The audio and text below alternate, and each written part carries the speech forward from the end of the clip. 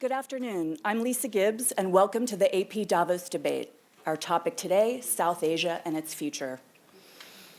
On a day when the people of Pakistan are mourning the loss of life, it's only appropriate to give first word to the Prime Minister of Pakistan. You've said you want to eliminate terrorism from your country. Is this possible? How will you achieve that? Well, Pakistan has taken a very decisive action against terrorists. When I took office in 2013, the terrorists were creating havoc all over the country. And then we, all of us sat down. I invited all the heads of the political parties. We jointly decided to conduct an operation against these elements, especially in the tribal areas of Pakistan bordering Afghanistan. And it was a very carefully, calculated decision. So we deployed 180,000 troops in those areas and started this operation. This operation yielded very good results, and so far we've been able to,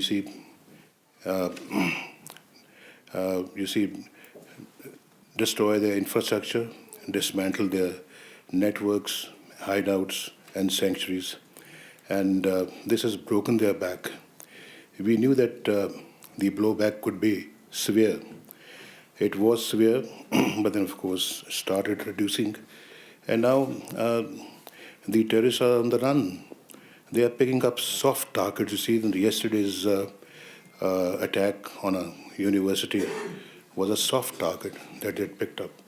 But overall, their ability now to strike back has been considerably destroyed. So Pakistan has paid a very heavy price in terms of lives, which of course are run into tens of thousands, and of course more than $100 billion of economic losses that we've suffered. But I think our resolve to fight against these elements is getting stronger every day. How important are solving these problems to your country's economic future? Pardon me? How important are solving these problems to your economic future? It's very important because the challenges that we inherited immediately after taking office were three basic challenges. One is the challenge of economic revival and address the issue of power shortage, and third was the scourge of terrorism that we wanted to eliminate. So I think we've been successful in all these three fronts. And with the terrorism coming down in Pakistan, militancy reducing, the economy is picking up.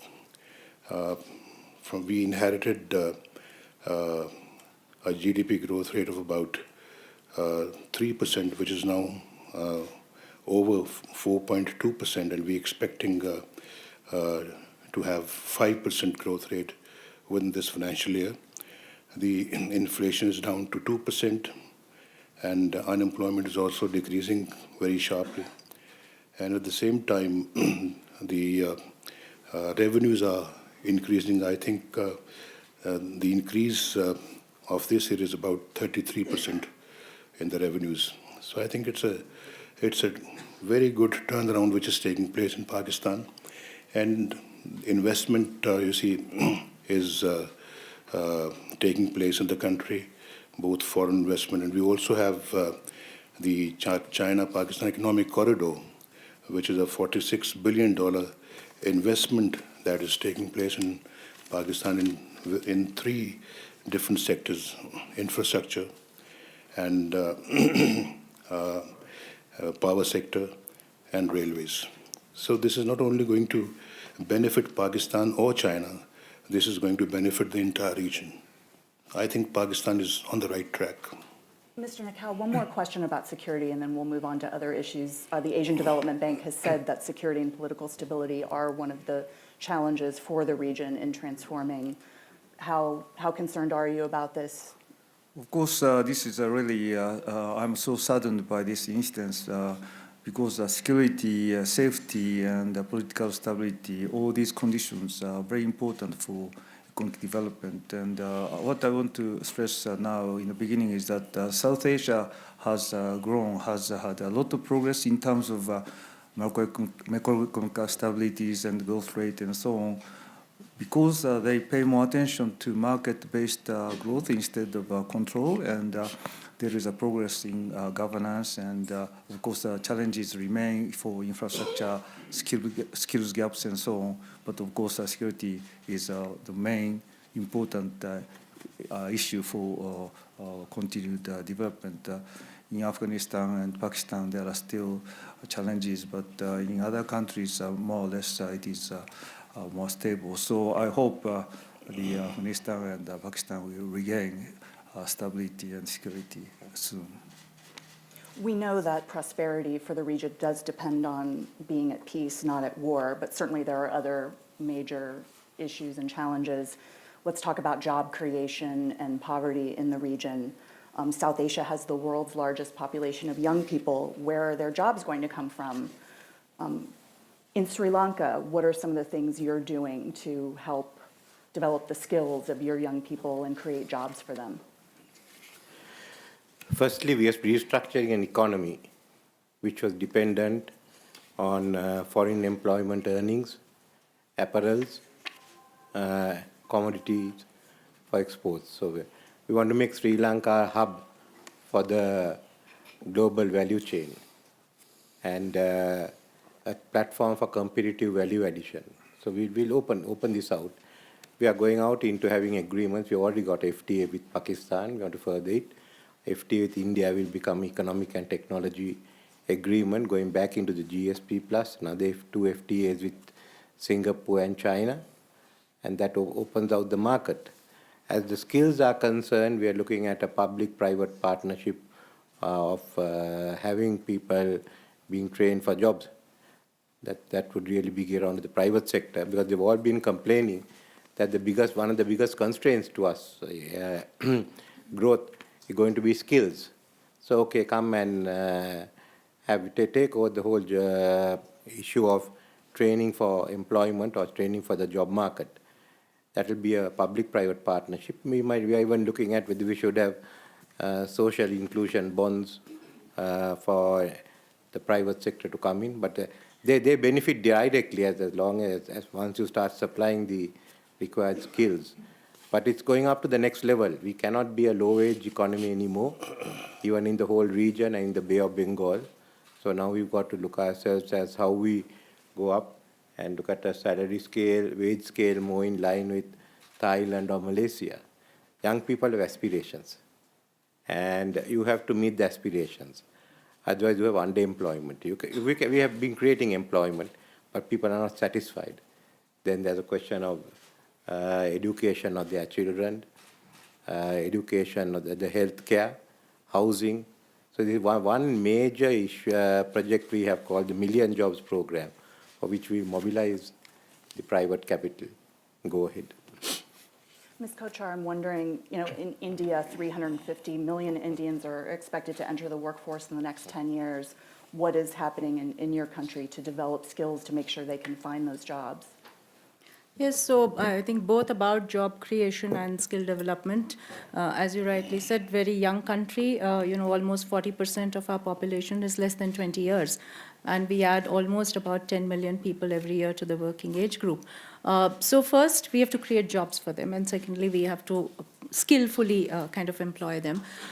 So far, India has been growing at the back of services sector growth. But, if you see, what we are now doing is promoting manufacturing as another big area of growth. So the entire Make in India concept, that manufacturing sector itself is expected to give rise to about 90 million jobs over the next 1 decade. The third area of growth, and in that sense, employability creation, is the entire innovation sector, where we are saying Stand Up India, Innovate India, creating small entrepreneurs at the back of use of technology and innovation. So I think in terms of creating job, we are shifting from being only services focused to getting manufacturing and innovation and technology focused.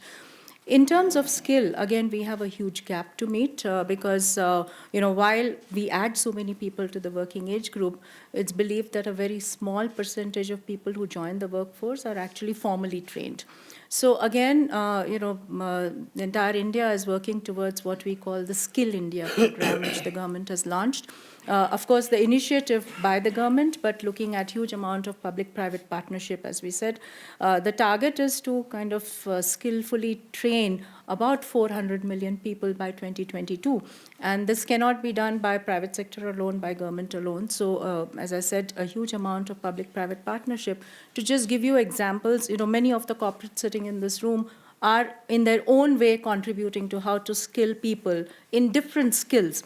These are not necessarily just computers or web designing, but for instance, even at ICICI, though we are a bank, we run about 22 skill training centers all over the country in 13 different skills like air conditioning repair, electrical repair, sales skills and so on, and train about 50,000 young people per annum. So I think that's what every corporate is trying to do, and along with government, that's the Skill India program. And what about in Pakistan, Mr. Prime Minister, the issues around the skills and what are some of the things that you're doing to help increase job growth?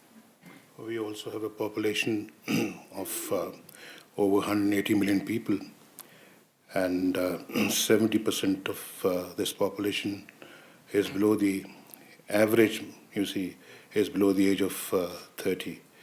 And, well, of course, there are a lot of institutions which are now providing different skills to all these people. And at the same time, the government has also launched various schemes, including the SMEs, and government is now pumping more money into these organizations so that they can provide easy loans to the applicants. And of course, I think this is now gaining momentum in Pakistan. And among these people who are being considered for giving loan on very easy terms, 50% are females. And the government, it was during our government, we decided to have 50% women in this scheme, and the women are also benefiting greatly from the scheme. And other than the ones that I've just mentioned, the government is focusing its energies on this particular, because we want our young people and SMEs to form part of the major, industry that will produce goods for export as well as for Pakistani markets. Professor Yunus, I wonder, having listened to the discussion of skills training and efforts being made to help young people find jobs, is it enough? What else should be done? Well, I've been taking a kind of opposite view of it. I'm not too much on job creation part of it. I think that's the wrong direction, job creation part of it. I think our education system and our government policies are responsible for it. I think human beings, particularly young generation that's coming up today, is a completely different setup with creativeness inside of them because of the technology of it. Human beings are not born to work for somebody else. Human beings are basically entrepreneurs. But somehow we have given them a wrong orientation that you have to find a job for, do it, make it a life for yourself. So I was trying to encourage the young people in Bangladesh to believe by saying that we are not job seekers, we are job creators. So that you think like a job creator so you can bring entrepreneurship from yourself. Why do I say that? What gives me the kind of push to make such a statement? I'm very impressed by the way Grameen Bank and the borrowers of Grameen Bank, how they behave, how they function, the microcredit globally, how they would do it. Basically, Grameen Bank and similar other programs all over the region, they address the women, mostly rural women, mostly illiterate women. They take small money and start a business. So I'm raising this with the children of those families who have been with microcredit. If your illiterate mother can start a business, What good is your education if you're not as good as your illiterate mother? Why can't you start a business yourself? What's wrong with you? The wrong is the orientation around them, because they are trained by education system to produce their school diplomas and to find a job instead of using their own creative power. So what we are doing now, create what we call social business funds, encourage young people to come out with business ideas. As soon as they come with the business ideas, we invest in their businesses, tiny, tiny businesses, and we become partners with them so that they become successful business person and pay us back the money that we invested and become the full owner of those things. So that's the direction I see possibilities, because a job doesn't really take your creative power. It uses only a small part of your power. You still have enormous power inside of you. Unleashing that creative power is the most important part of it. So I would rather go in that direction, not that I'm shutting down all the job-seeking thing, because you can't do it right away, but having the millions of women in the whole region through microcredit becoming entrepreneurs gives us a hope that same creative power exists and more multiplied by their education to become entrepreneurs. It's a question of ecosystem that we built around it, financial system, because no banking system will give them a loan to start a business at the level. So it's a fault of the system, financial system, denying that. So they block that out. That's not possible for me. All I can do is take a job. Even in taking a job, you spend a lot of money finding a job and bribing people to get a job. You spend money. So to say that you don't have money is not also possible. You already spend money to find a job, bribe the job givers. So you have some facilities and ability to start a business yourself, but you need a financial system to back it up. So I'll rather focus on entrepreneurship, and this region that we are talking about is a tradition of entrepreneurship. It's built into it at all levels, from rural level to the urban level. Why don't we exploit that? I think you bring up two important issues. I'm guessing that the prime ministers and Ms. Kochhar would say that their countries want to very much encourage entrepreneurship. What are some of the things your country is doing to help the formation of business in addition to getting jobs? Are there some interesting efforts underway there? Yeah. So one is, as I said, there's a huge focus on creating entrepreneurs through the small innovation that we want to promote in the country. So we call it Stand Up India, Innovate India, and so on, where the government has said that they are going to make the ability to do business, to start up businesses, for them to have funding available, etc., much easier and more accessible, so that they can actually become entrepreneurs.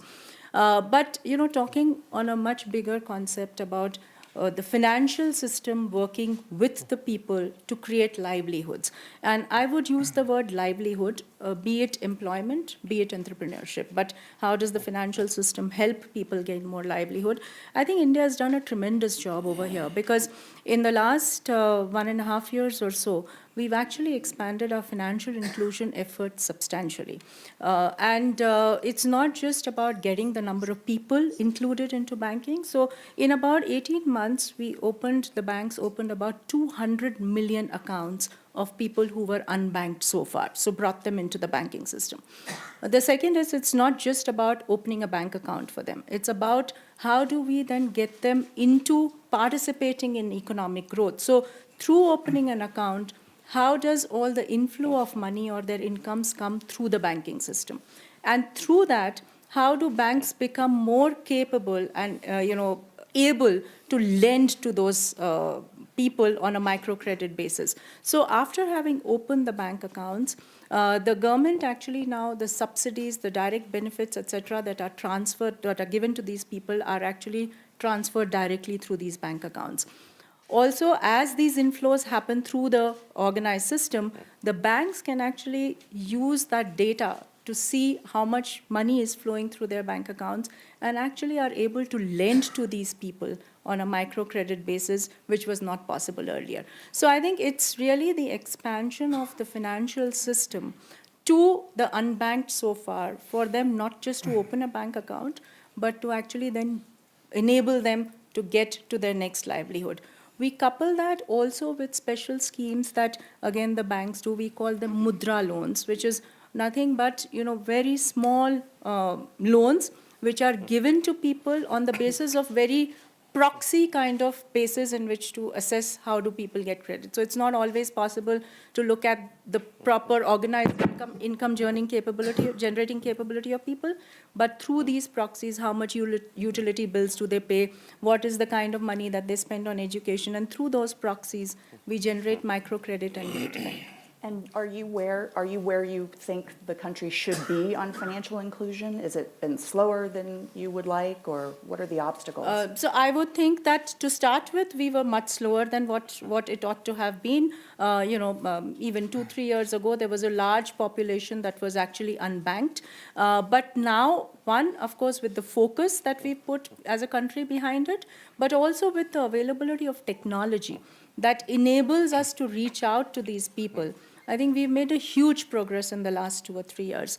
There's still a lot more to be done because, as I said, it's not just about opening accounts. It's about making those accounts operative. It's about having people live their financial lives through those bank accounts and not by cash outside the system. So I think we still have a lot more to do.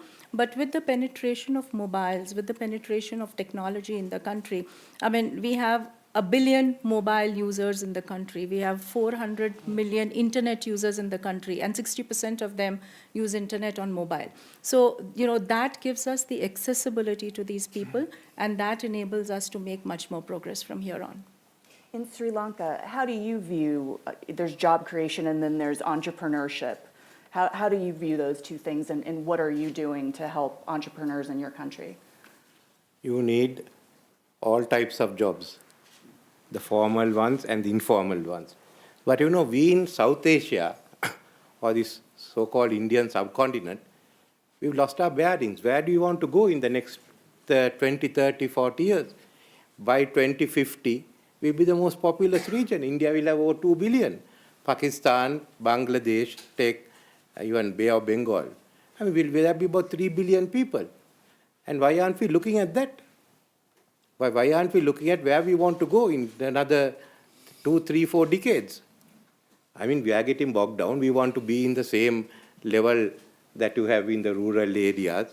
You want to be in your hut, or you want to be in you are talking of patriotism. Look, the young people today want a good life, and they are connected to the world. Are we capable of giving it or not? That's the issue. Are we going to do it?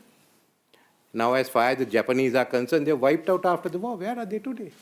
They planned out and they came on. The Koreans, what were they after the war? Deng Xiaoping had the guts to change China. We are all, we are still what Amitya Sen called in a different way, the argumentative Indian. Just make up your mind and go to where it is. That's what certainly the young people in Sri Lanka want, and I think a lot of the young people there. Give them the good life and give them the economic development that then take there. There will be people who will be self-employed. There will be people who want jobs. But that's the way the world economy works. We are not tackling the core problem of our region. So as far as Sri Lanka is concerned, whether we are doing it jointly or not, we will even go on our own. We are the first country in Asia to be modernized. Commodore Perry had not gone to Japan at that time. We are the first to open out in South Asia. I've been talking with Prime Minister Sharif also. It's about the time we put all this behind and go ahead. That's all we have to do. Otherwise, the young people will turn on us.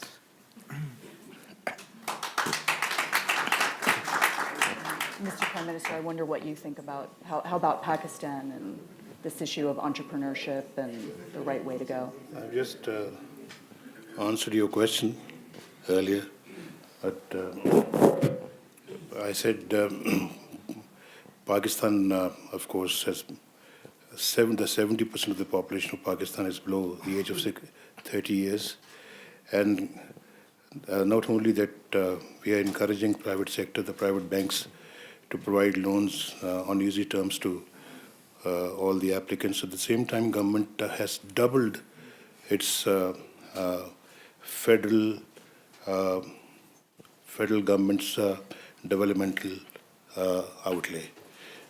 You see, It has been doubled in the last 2.5 years, and it's going to grow much more. But the government cannot,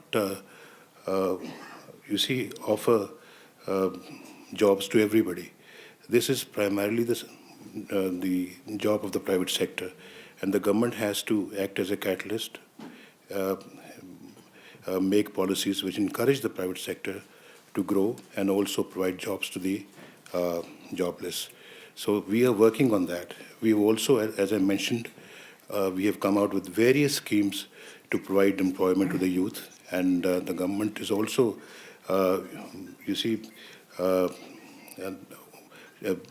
government is not only asking these institutions to bear the expenditure, government is also pumping its own money, and also government is trying to share the interest cost of the banks, and so that the interest charged to the applicants is much lower than what the market rate is.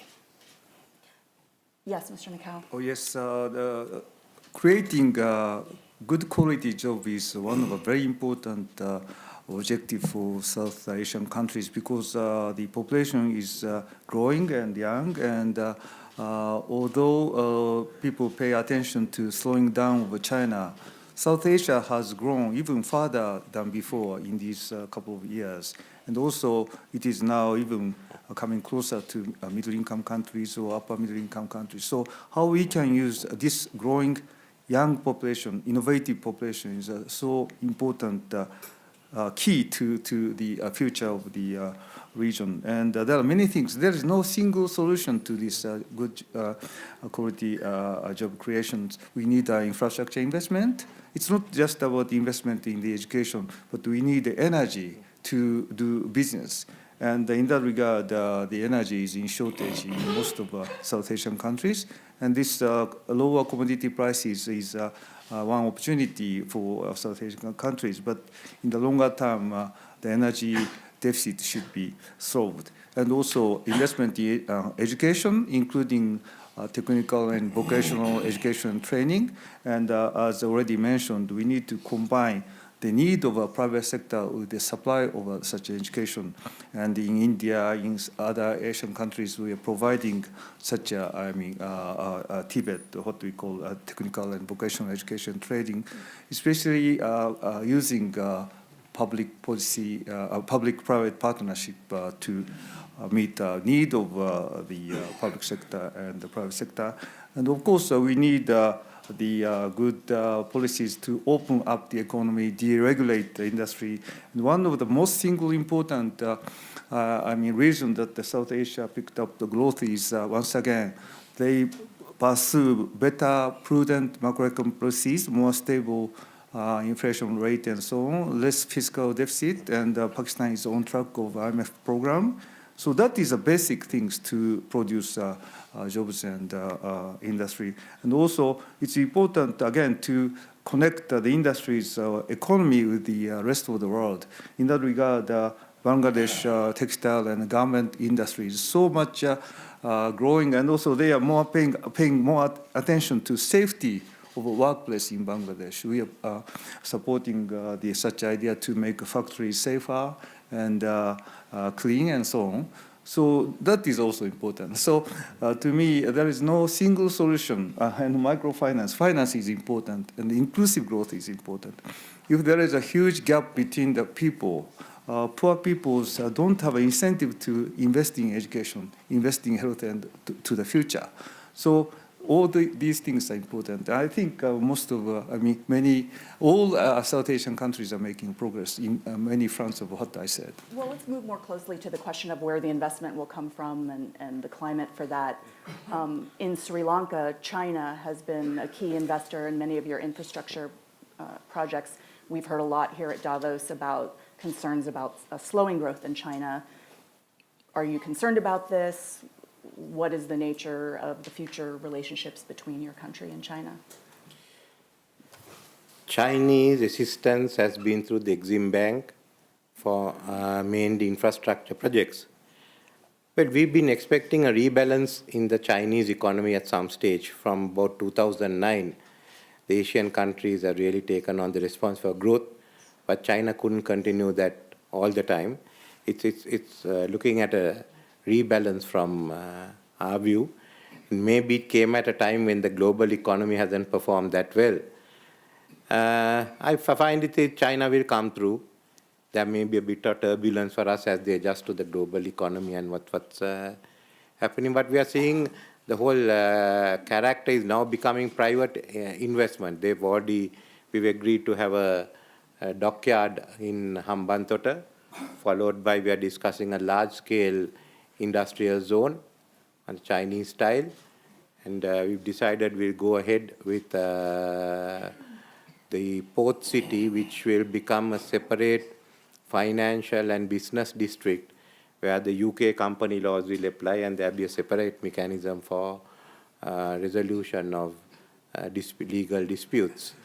And, so it looks as if certainly the Chinese seem to be having the money to go in and go ahead. It looks as if from infrastructure they are trying to move into investments. They're moving their factories and all out into other parts of the world. So there's this. Colombo is one area we are working with them, but it's not only Chinese, it's open. We are trying to get Indian businesses also to come into the Port City project. We are working with the Japanese on, again, on the new developments, plus planning out the Kandy City. Singaporeans are planning out the Trincomalee. So with Prime Minister was there in Sri Lanka just 3 weeks ago, and we are coming back in to have a deeper free trade agreement. So, I mean, the sea is rough, but we've got to ride it. There's no other option. In Pakistan, you mentioned the China-Pakistan Economic Corridor. How do you see, is there actually opportunity to take advantage of what's going on with China to further those ties? Yes, it is a $46 billion investment package in 3 different sectors I mentioned: energy, infrastructure, and of course railways. The work is going on. Work on some of the projects has already started, and some will be completed by 2018, and the rest up to 2020. And it's mainly on power sector. Pakistan is building dams which will produce about 3 different dams that will produce about 17,000 megawatts, and it also include coal power projects in different parts of the country, including solar power plants as well as windmills. So I think Pakistan is going to produce about maybe 10,000 megawatts of electricity, additional electricity by the end of 2018. And 2017, perhaps we'll be able to have at least 8,000 megawatts of electricity.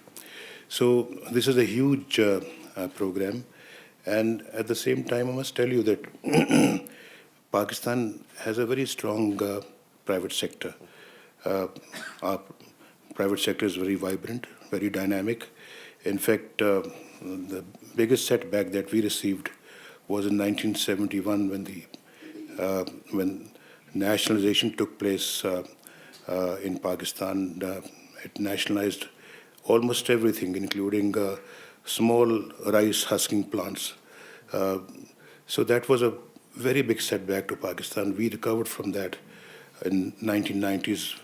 When I took office in 1991, I initiated a privatizing policy, denationalization policy, and we denationalized, we very successfully denationalized banks, insurance companies, industries, and other enterprises which originally belonged to the private sector. And all those, you see, private sector banks which were making huge profits before nationalization went into heavy losses. And then after denationalization, now today, I'm told that they are not only making huge profits once again, they are paying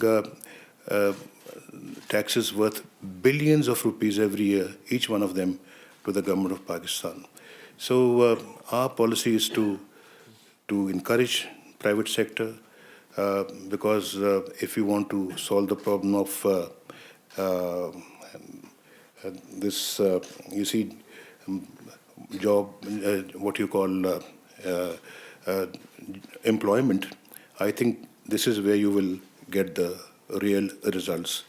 And then we have a presence of foreign companies in Pakistan for many decades, you see, and they are doing very well in Pakistan. They are investing more money, they are pumping more money into their existing industries and also setting up and building more industries in Pakistan. So Pakistani investors are also investing, you see, money in different sectors today, and one of the most profitable sectors is the power sector, where the rates of return are almost about 27%. So I think not only Pakistani investment is taking place, foreign direct investment is also coming into Pakistan, and we hope that the CPEC will be a game changer, CPEC, and it will not only, as I mentioned, benefit Pakistan, China, it will also benefit the other countries in the region. And as mentioned by the Prime Minister of Sri Lanka, that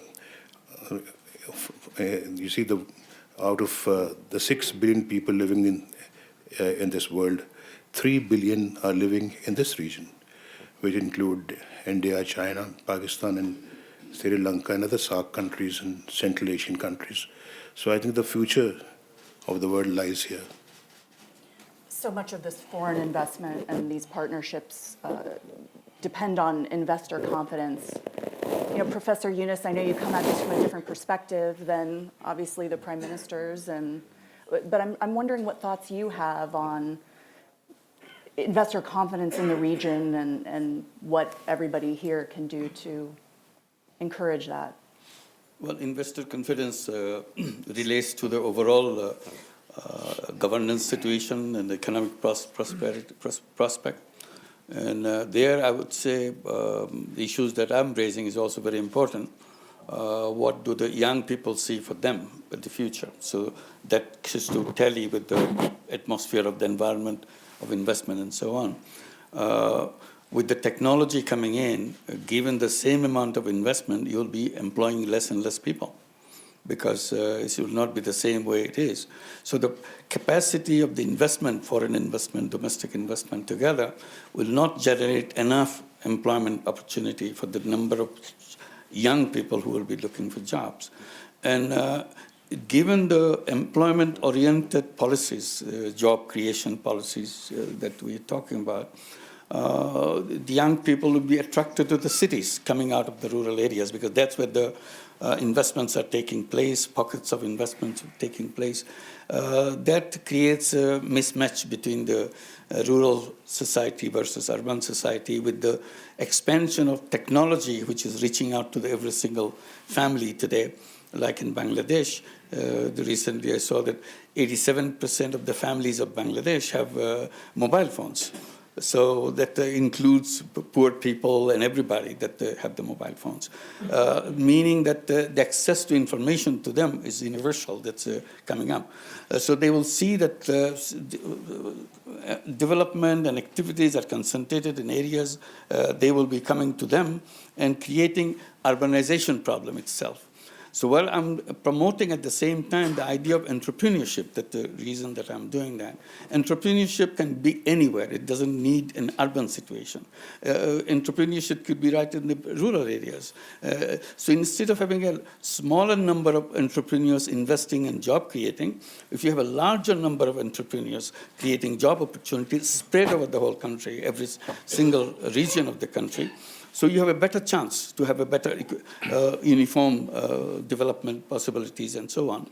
And also at the same time, you have to look for the speed at which the wealth concentration is taking place in the region in every single country.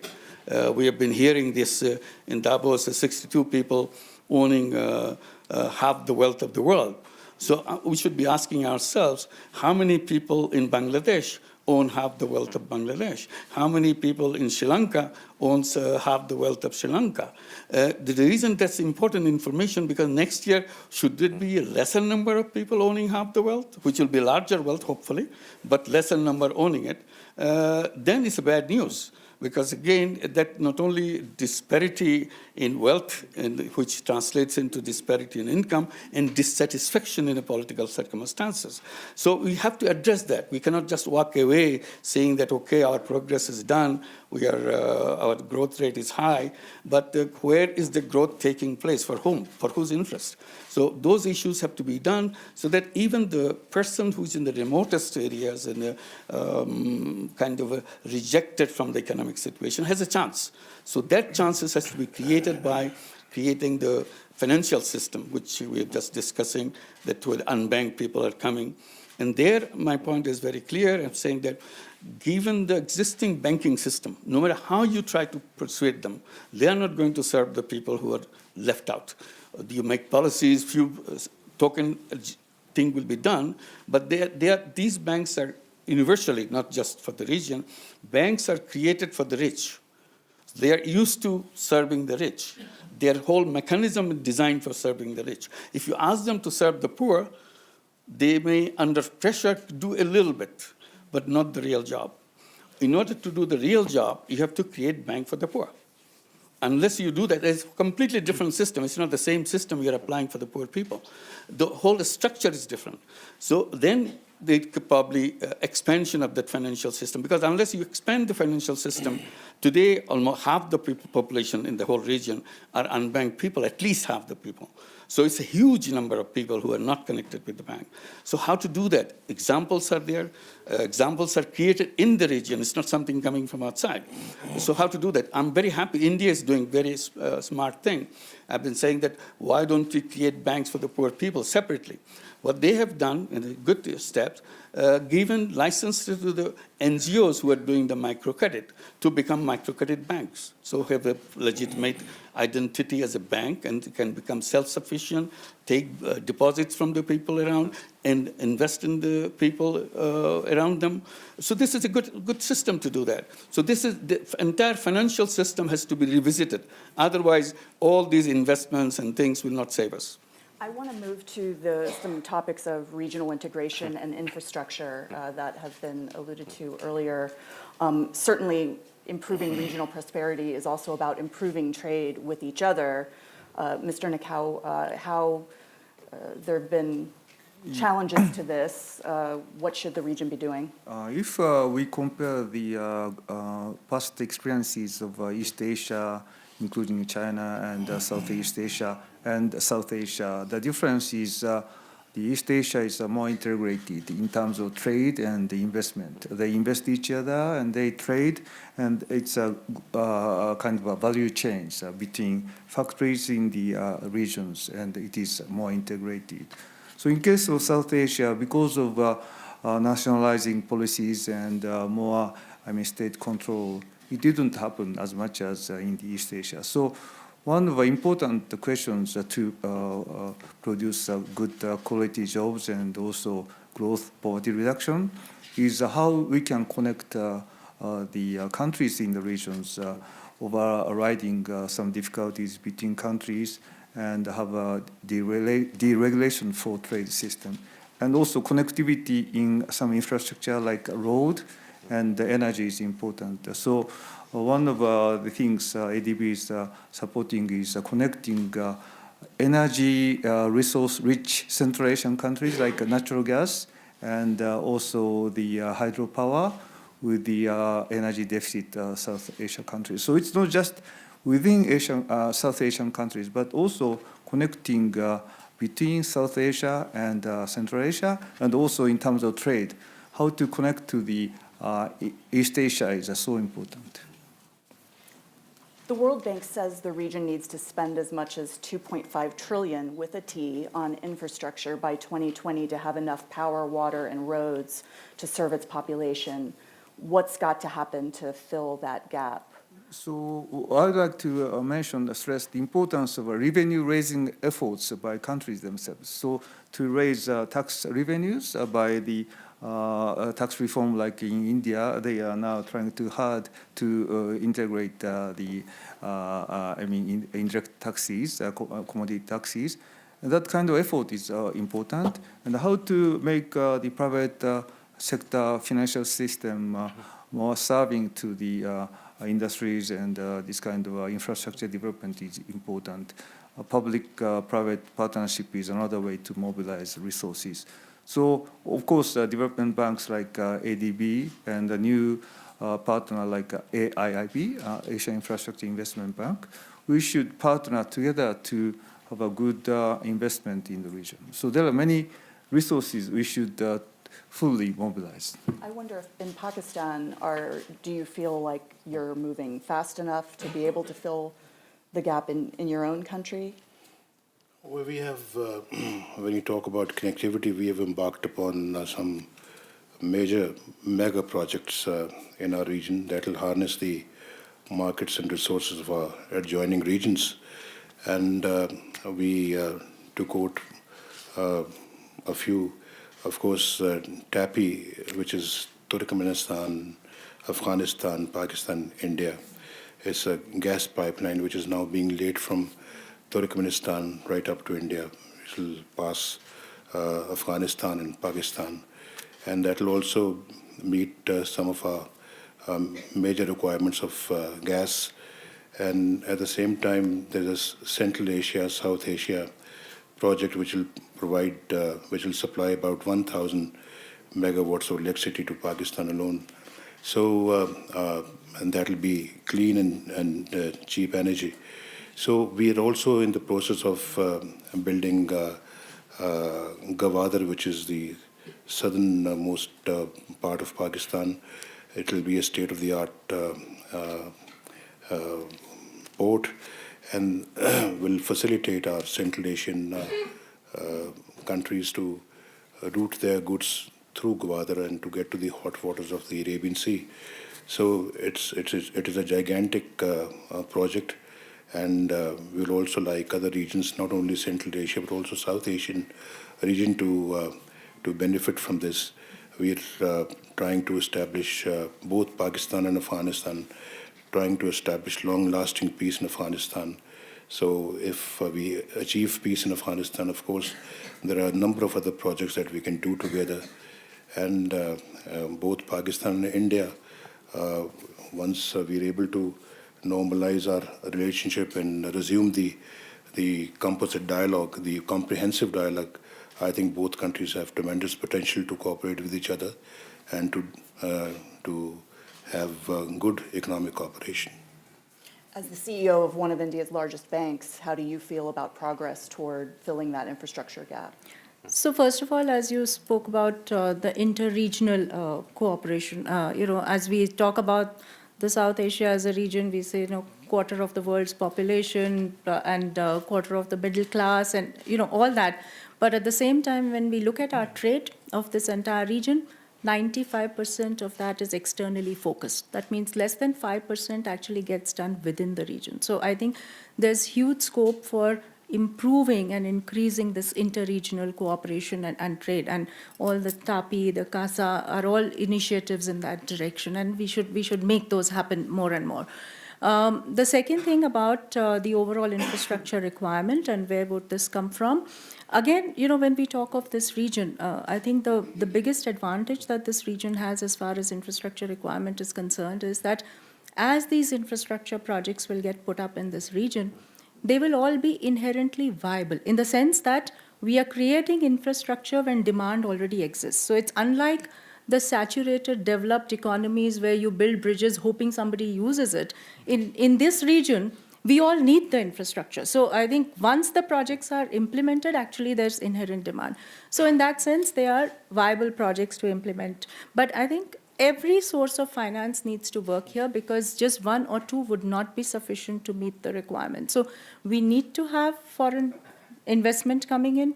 We need to have the private sector to be vibrant. We need to have the public or the public sector or the government spends to come in. We also need in all our countries capital markets to become more vibrant. We need the financial markets to become deeper. So I think each one of these things needs to be done to meet the entire requirement of infrastructure that we have. You're a region that benefits from low oil. How does the region take advantage of that even more now, given what's happened? Mr. Nakao, I know you mentioned oil and low energy prices.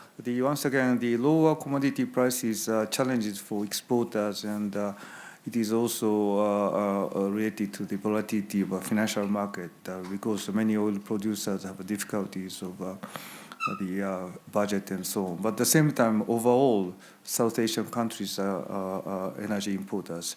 It might cause some troubles to revenues of budget because sometimes the taxes ad valorem or according to the value of oil prices. So if it goes down, it would mean that there will be less revenue. But if we can adjust that to the lower oil prices, of course it is a benefit. So how we can use this benefit in South Asian countries, and once again, using growing and innovative population, young population, it's advantage to China because China is now starting having, constraint to the labor force. So how we can use these opportunities, that is one important policy issue for South Asia. How about in your countries, Pakistan or Sri Lanka? What does the low price of oil mean to you? Some of you have talked about renewable energy commitments and those kinds of things. It has helped us, and also perhaps negative in many ways. You see, it helped us because the oil prices have come down, and people also have a sigh of relief. But at the same time, government has also started losing a lot of money in the revenue that it earned from the import of oil. And the government revenues in this particular sector have gone down, whereas I think overall the country has really benefited from lowering of oil prices. The electricity tariff has come down enormously, and the industries now find this tariff more competitive as compared to many other countries. So we've passed on the reduction on oil prices to the people of the country. Government didn't retain much of what the reduction was. So people are generally very happy because previously the oil prices, you see, were very high, and the industry was not very competitive. So I think in many ways it has helped us, and in some ways it is little, negative as well. How about in Sri Lanka? Is there a downside? I would say the lowering of oil prices generally has been helpful, but we should not lose sight of the fact that we need alternate sources of energy. That may be the downside. All of a sudden you forget about it. Yeah, that is a really important point to emphasize, that we made a commitment to the climate change issues, and the low oil prices, if it means that we waste energy, we don't prepare for the future, and we don't tackle the climate issues, it's bad. So we need to pay attention, invest in the renewable energies and other alternative sources, and even if it is using the carbon energy, we should use those energies more efficiently. So we need more attention to that. Yeah, so to talk about India, I mean, India is a huge importer of oil. So a $1 reduction per barrel in the cost of oil, in fact, changes our import requirement by about $1 billion in that sense per annum. So I think what India has done currently is to use that benefit in two ways, partly to reduce the costs for the end consumers themselves, partly to create this saving as a kitty to start investing in either roads or creating some amount of infrastructure. So I think at this point in time, the momentary benefit that we all have, we should use this period to use those savings in some productive manner. But in the long term, I think we have to focus on the alternate sources of energy as well. So simultaneously, as we are taking advantage of the reduced oil prices, in India, we are talking of a target at least of 175 gigawatts of energy capacity arising out of renewable energy to be set up. So it's absolutely right. We have to use the benefit as it comes today, but for a sustainable growth, we have to keep our focus on the other sources of energy. We're nearing the end of our time, and I want to spend it talking a little bit about what things look like 12 months from now. Hopefully, we'll be back here and talking about the progress that's been made. Mr. Prime Minister, what does success look like to you 12 months from now? We will come to know when we cross the bridges. A smart man, perhaps, does not make predictions. How about you in Sri Lanka, Mr. Prime Minister?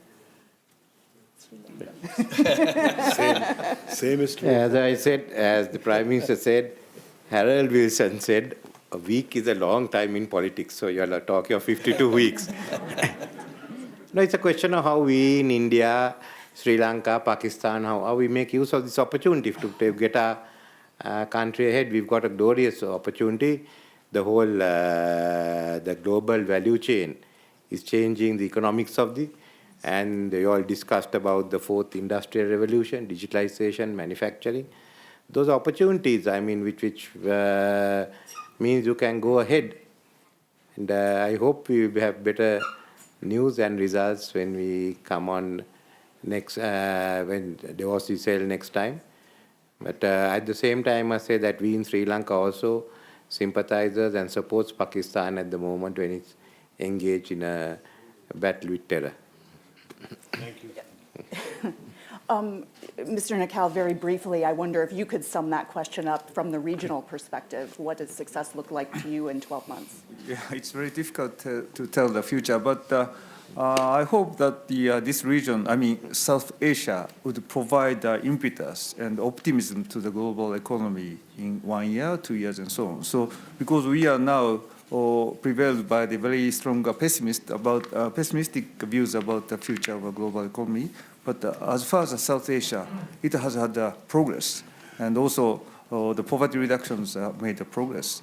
So I hope that in 12 years, 12 months, South Asia would provide even more optimistic view about the future of a global economy.